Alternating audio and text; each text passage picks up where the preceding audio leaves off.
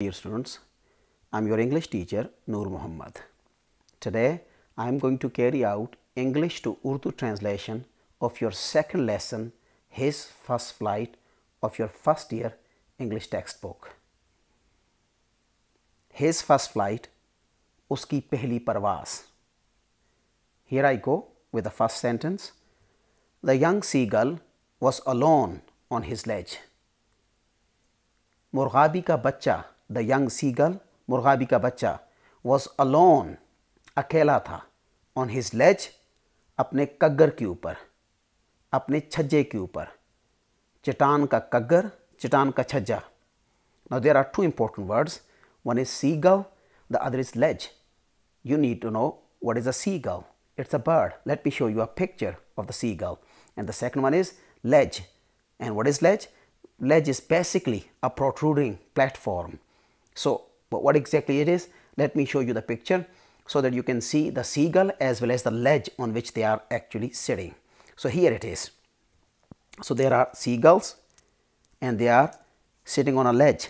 Now you can see what exactly is the meaning of kaggar, chajja, or what exactly is the meaning of ledge. And if you look at the cliff in the background, it's very vertical, steep.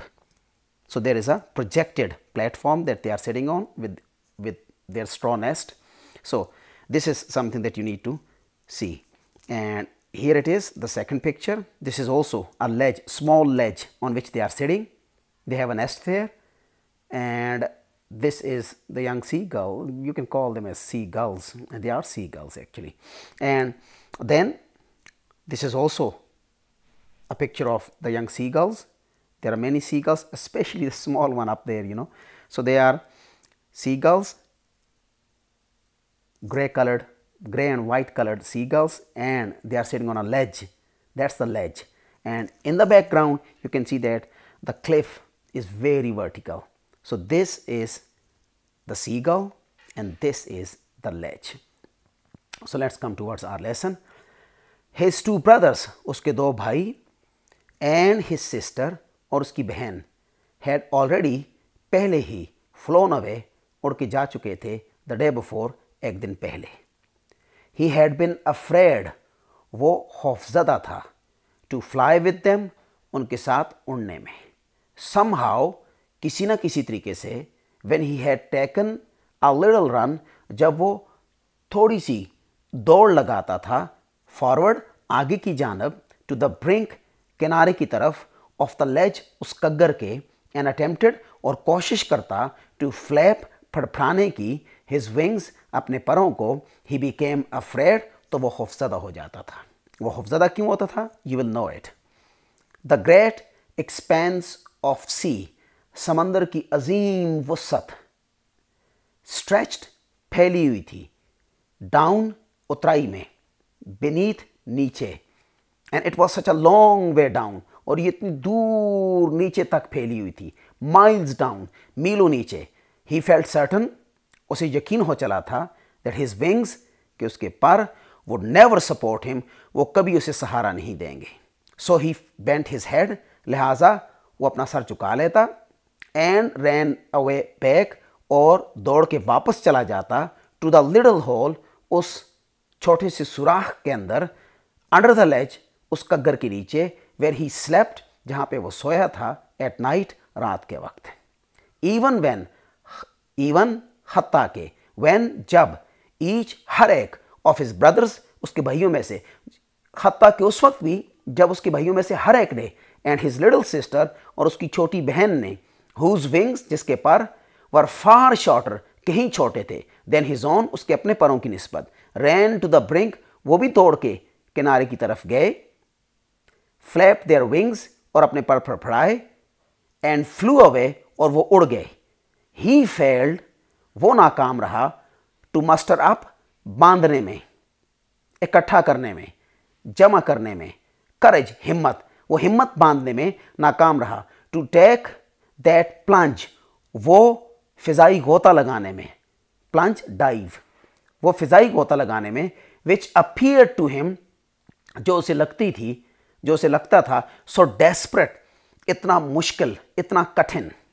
तो बच्चों, यही कहा गया है कि he had a younger sister and she had smaller wings than this young seagull, but even she flapped her wings and flew away. It was not a matter of bigger wings or smaller wings. It was basically a matter of courage. You can understand that. So he failed to muster up courage. He didn't have the courage to fly, made his first attempt, and there was definitely sea under the ledge, and that's why he was feeling troubled by the idea of falling into the ledge. He tried to make his first attempt every time he ran forward, but because he didn't have the courage, he was afraid of the sea beneath. That's why he couldn't actually make his first flight. और desperate, लफ्ज़ी मतलब desperate का होता है मायूसाना, लेकिन यहाँ पर कठिन मुश्किल होगा. His father and mother, उसका बाप और उसकी माँ, had come around, वो उसके इर्द गिर्द आए, around, इर्द गिर्द, इधर उधर, calling to him, उसे पुकारते रहे. किसको? उस मुर्गाबी के बच्चे को. श्रीली, पतली, तेज, बारीक आवाज में. अपब्रेडिंग हिम, और डांटते रहे. अपब्रेड, स्कोल्ड, चाइड, उसको डांटते रहे. Threatening to let him starve, और उसको धमकी देते रहे. थ्रेटनिंग, धमकी देते रहे. टू लेट हिम स्टार्व, कि वो उसको उधर भूखों मरने के लिए छोड़ देंगे. ऑन हिज लेज, उसके कगर के ऊपर. अनलेस, जब तक के ही फ्लू अवे, वो उड़ नहीं जाता. But for the life of him, लेकिन बावजूद तमाम कोशिश के, ही कुडंट मूव, वो हरकत ना कर सका. For the life of him is an idiom बच्चों, and literally it means for his own life. Simple, अपनी जान की खातर भी. For the life of him, अपनी जान की खातर भी. लफ्ज़ी तर्जमा तो ये बनता है, लेकिन यहां पर बामुहावरा तर्जमा होगा बावजूद तमाम कोशिश के. हाउएवर ही ट्राइड, ये इसका बामुहावरा तर्जमा है. But for the life of him, लेकिन बावजूद तमाम कोशिशों के, ही कुडंट मूव, वो हरकत ना कर सका. That was 24 hours ago. ये 24 घंटे पहले की बात है. जो ऊपर पहले पैराग्राफ में लिखा हुआ है, ये 24 घंटे पहले की दास्तान है कि वो नहीं उठ सका. और उसके बाद एक टेम्परल लैप्स है, ज़मानी फासला है, फिर उसके बाद next paragraph. That was 24 hours ago. ये 24 घंटे पहले की बात है. सिंस देन, उसके बाद, nobody had come near him, कोई बंदा भी, कोई भी उसके करीब नहीं आया था. द डे बिफोर, एक दिन पहले. ऑल डे लॉन्ग, सारा दिन. ही हैड वॉच्ड, उसने देख रखा था, उसने देखा था. हिज पेरेंट्स, कि उसके वालदेन.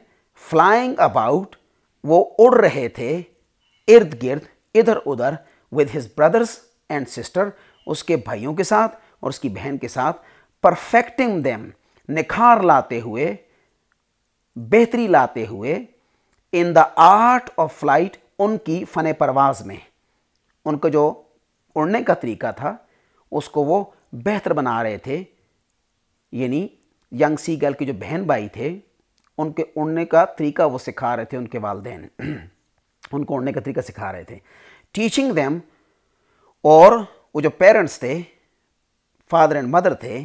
टीचिंग देम, वो अपने बच्चों को सिखा रहे थे. हाउ टू स्किम, कि कैसे छुआ जाए. Skim mean to touch the surface of a liquid, कि कैसे छुआ जाए. द वेव्स, लहरों को. And how to dive for fish, और कैसे मछली के लिए गोता लगाया जाए, मछली पकड़ने के लिए गोता लगाया जाए. ही हैड इनफैक्ट सीन, हकीकत तो यह है. इनफैक्ट, हकीकत. हकीकत तो यह है कि वो देख चुका था. हिज ओल्डर ब्रदर, जो उसका बड़ा भाई था. कैच, उसने पकड़ी थी.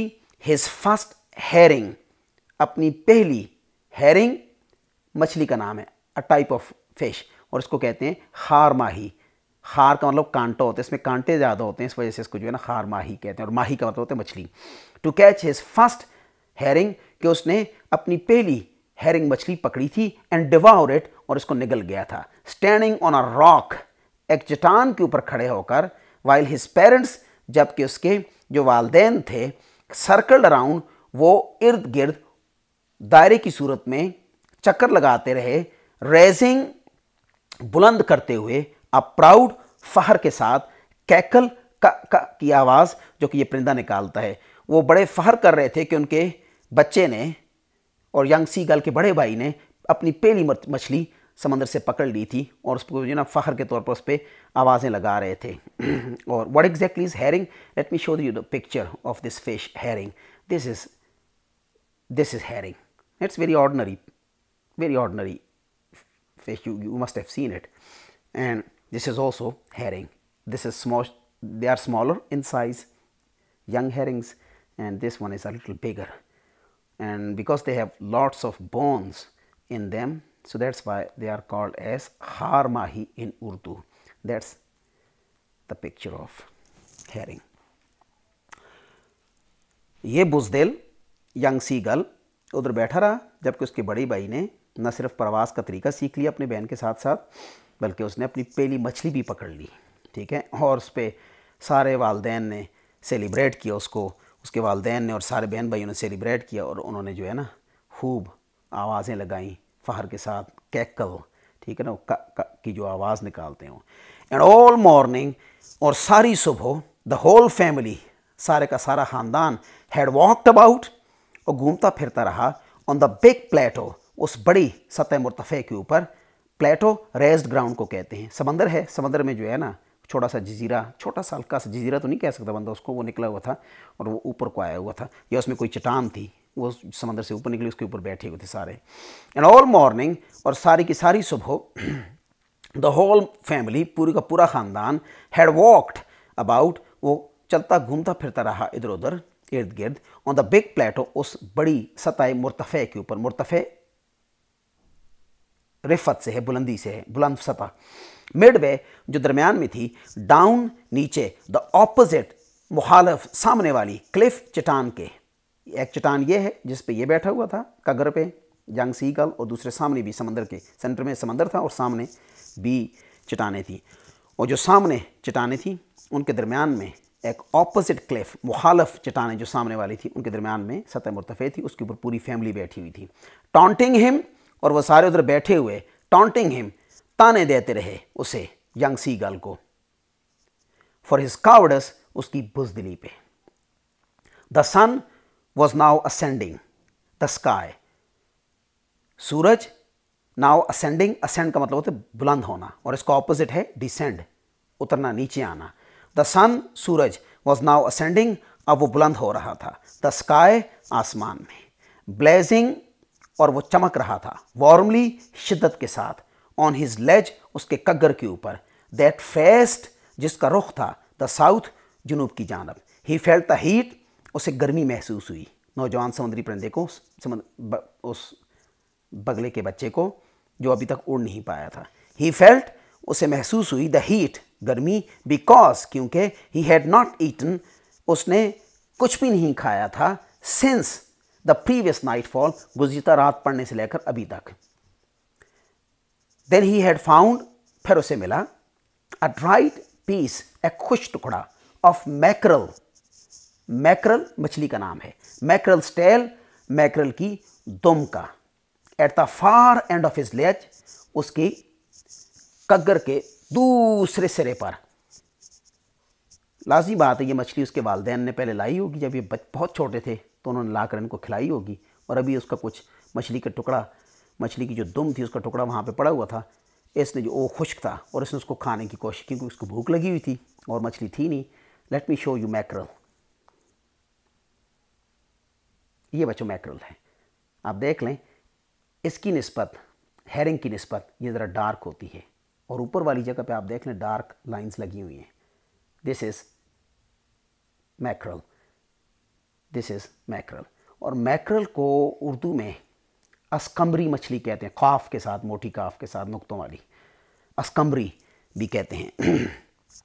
तो इसको भूख लगी हुई थी, खाने के लिए कुछ नहीं था, तो इसको वो जो पुराना इसके वालिदैन का लाया हुआ मैकरल की दुम जो थी, उस मैकरल का जो जिस्म था, उसके टुकड़ा जो थे उसको मिले, उसके ड्राइड पीसेस, और उसको इसने खाने की कोशिश की।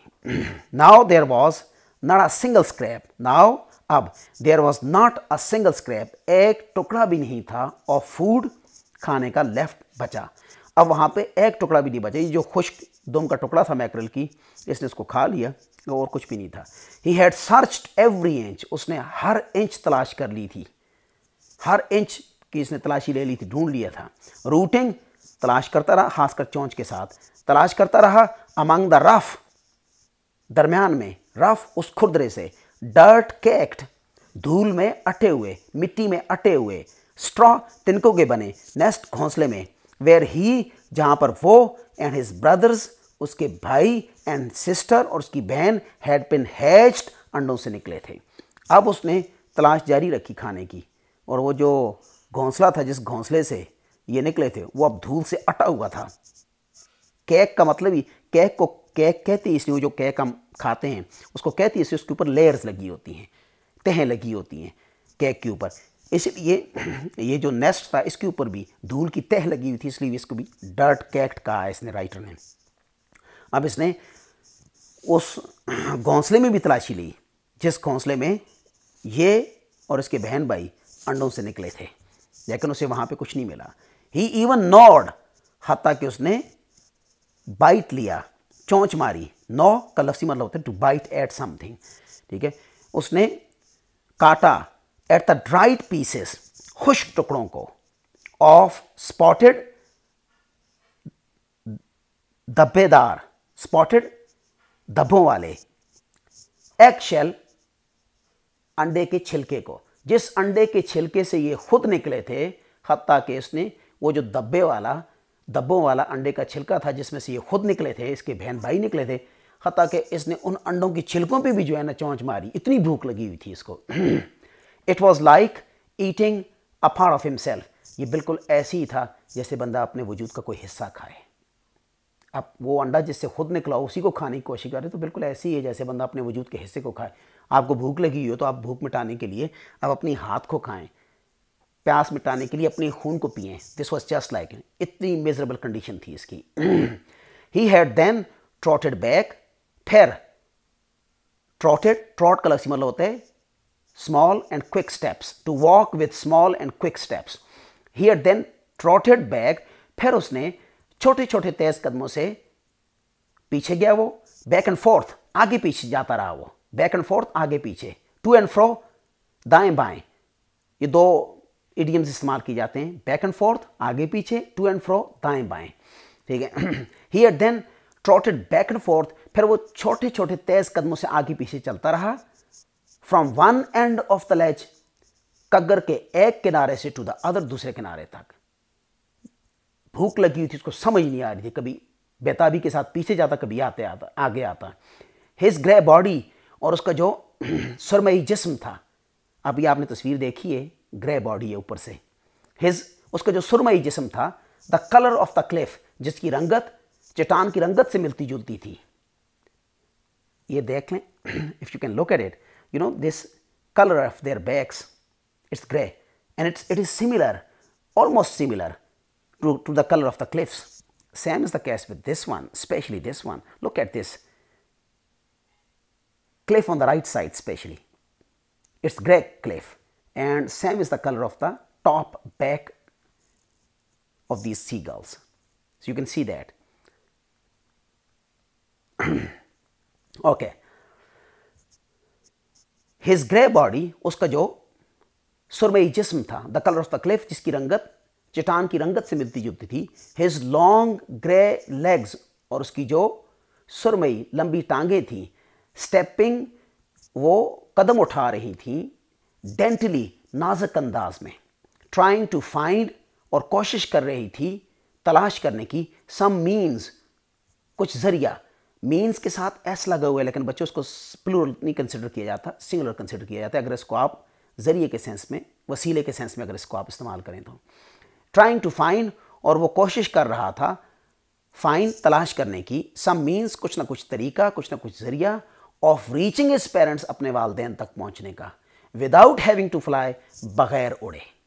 But on each side of him, लेकिन उसकी दोनों अतराफ, द लेज एंडेड, वो जो कग्गर था वो जाके ख़त्म होता था, इन अ शेयर फॉल, बिल्कुल सीधी गिरावट की सूरत में, ऑफ द प्रेसिपस, उस सिरे की, चट्टान का जो प्रेसिपस, सिरा, जो चट्टान का सिरा था वो बिल्कुल गिरावट की सीधा नीचे जाके ख़त्म होता था। तो लिहाजा नीचे जाने की कोई तो की नहीं बनती थी, जब तक स्लोप ना बनी हुई हो, ढलवान ना बनी हो, तो वो नहीं जा सकता था। वो ढलवान नहीं बनी थी, बिल्कुल नीचे, जिस तरह के भी आपने जितने लेजेस हैं ये देख लिए हैं, देख लें, यहाँ पर बिल्कुल स्लोप नहीं है बल्कि वर्टिकल है, जहाँ पे लेज ख़त्म होती है वहाँ पे बिल्कुल नीचे सीधा। तो यहाँ से बंदा स्टेप्स पे नहीं जा सकता सिवाय उड़े। But on each side of him, लेकिन उसके दोनों अतराफ द लेज, जो चट्टान कगर था, एंडेड, वो जाके ख़त्म होता था in a sheer fall, sheer pure, ठीक है, यहां पर सेंस में हम लेंगे शेयर बिल्कुल, फॉल गिरावट की सूरत में, ऑफ द प्रेसिपस, उस किनारे की, विद द सी बीनीथ, जबकि नीचे समंदर था, and between him and his parents, और उसके उसके वालदैन के दरमियान, देयर वाज अ डीप, एक गहरी, वाइड, वसीतर, कैज़म, खला थी। कैज़म का मतलब दराड़ भी होता है, खला, ठीक है, वो और उसके वालदैन के दरमियान खला, लाज़िम बात, नीचे समंदर था, खला बनी हुई थी। एंड अबव हिम, और उसके ऊपर, ही कुड सी नथिंग, वो कुछ नहीं देख पा सकता था, क्यों, ऊपर पहाड़ आया हुआ था। एंड अबव हिम, और उसके अपने ऊपर, ही कुड सी नथिंग, वो कुछ नहीं देख पा रहा था।